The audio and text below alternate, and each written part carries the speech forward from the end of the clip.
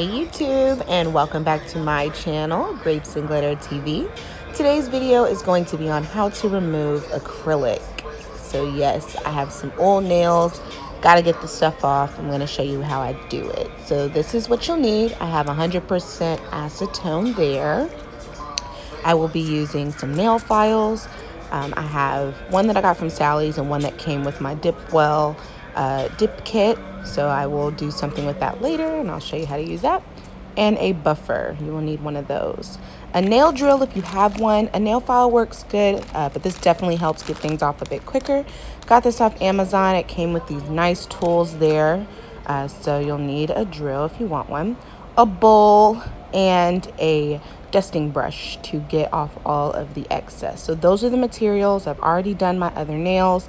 So we're gonna work on my pinky. I actually had these a coffin shape a lot longer, but I cut that off actually. So to make this a bit easier. So if your nails are longer, you're first gonna wanna get some nail clippers and cut those.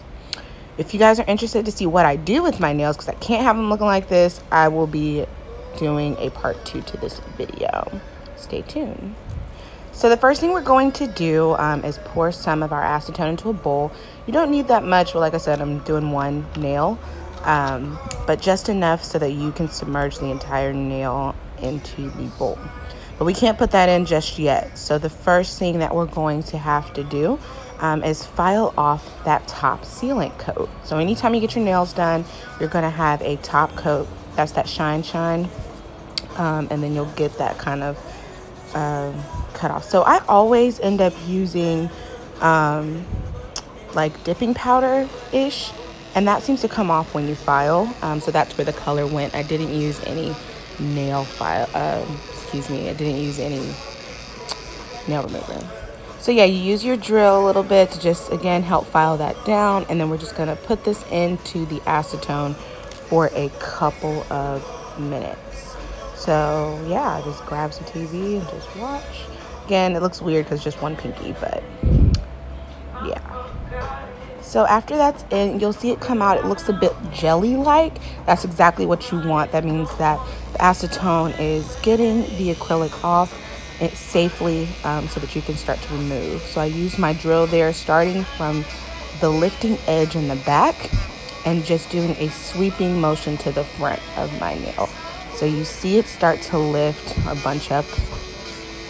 That's exactly what you want. So this is the acrylic coming off in layers. This is a safe way to take your nails off. I know a lot of nail salons typically take them off with actual fake nails. I prefer doing it this way. So again, you can put your entire hand in if you're doing all of your hands. But again, we're just doing my one pinky, and you're just gonna repeat this step about 2 to 3 times. 2 to 3 minutes, maybe even 5 minutes each time. You'll be able to see your nails. Just take it out, kind of peek at it, and if you start to see it looking jelly-like, you're on the right track. So again, same thing, and that's about it. So I ended up sticking all of my hands in there because again, I'm going to end up doing another style in our part 2 video, so that's why my hands look a bit dry. Acetone will dry out your hands, so do make sure you have some good lotion nearby. And so again, this is like the 3rd layer we are taking off. If you had any nail extensions, as you can see, I have some right there. It does take a while to get it off because the nail part is also getting taken by the acetone. And there you have it.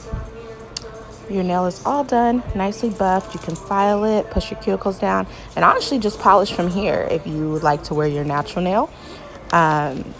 But you know me, I gotta be a little extra. So I will be doing a part 2 using my dipping powder dipping system, and I will be doing a French look. So if you guys are interested, stay tuned like this. Thanks for watching, and subscribe, guys.